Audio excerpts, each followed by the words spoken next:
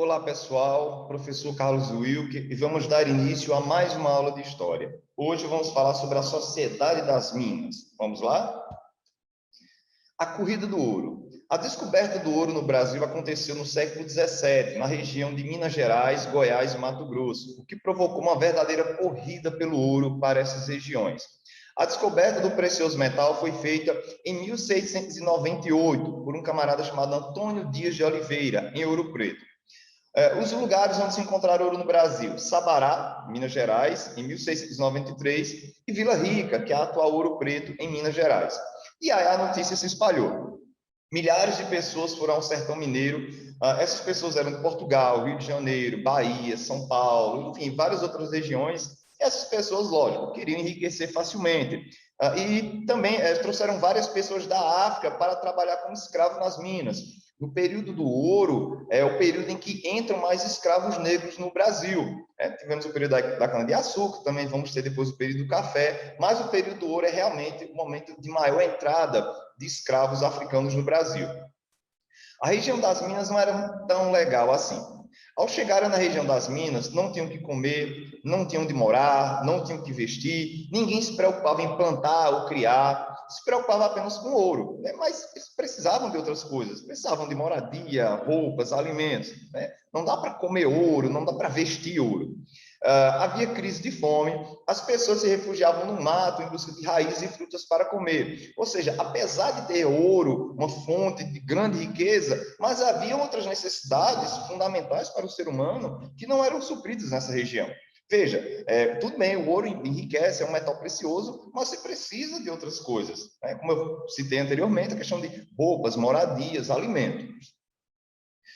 Com o tempo isso mudou, né? E aí começaram a plantar milho e feijão, começaram a criar porcos e galinhas, usaram o ouro como moeda, compravam de outras regiões o que necessitavam. E em 1707, nós temos uma chamada Guerra dos Emboabas, entre 1707 e 1709. Né? No que consiste essa guerra? É uma guerra entre paulistas e portugueses.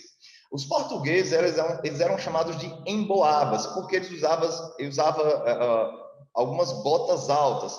E embobas aves de pé emplumados, então eles associavam aquelas botas como fosse pés emplumados, por isso que eles eram conhecidos como emboabas.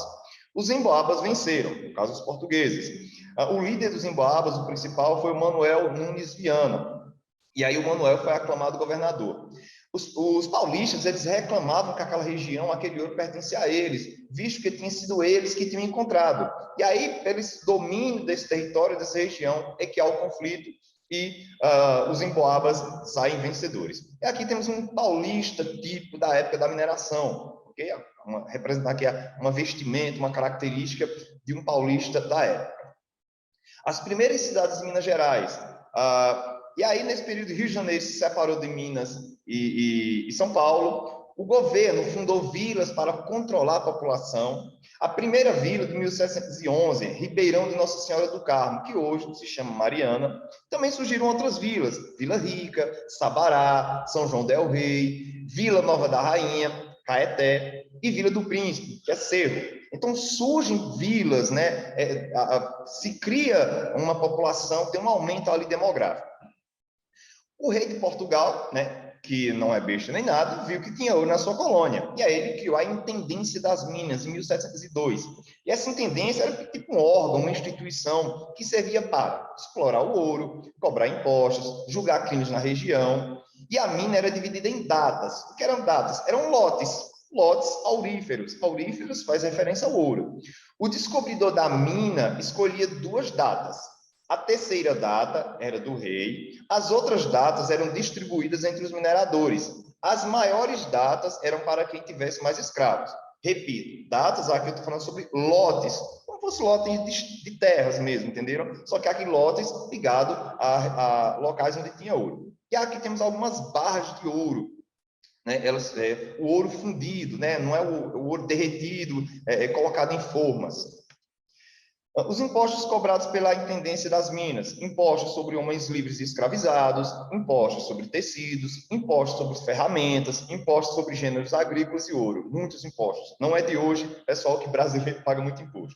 O imposto mais importante, no entanto, era o quinto, que dizia que 20% do ouro extraído deveria ir para a coroa portuguesa. Então, 20% do ouro extraído deveria ir para Portugal. Havia, lógico, o contrabando, né? As pessoas escondiam ouro entre os dedos dos pés, nos saltos, na sola das botas, nos doces, nos salgados e até em estátuas de santos, pessoal. Pois é, muito contrabando. E aqui temos uma imagem de imagens de santos em que as pessoas contrabandeavam e passavam por fiscalizações com ouro escondido dentro de imagens de santos. As pessoas escondiam ouro em pó e diamantes dentro de santos de pau oco. E aí surge, pessoal, a expressão santo do pau oco. Pois é, estátuas ocas de santos feitas de madeira. Daí a expressão santinho do pau oco. Pessoa que tem a aparência de santo, mas que na realidade não é confiável. É daí que surge essa expressão. Ok, pessoal? Então é isso. Essa foi a Sociedade das Minas, a Sociedade das Minas. Eu vou ficando por aqui e até a próxima.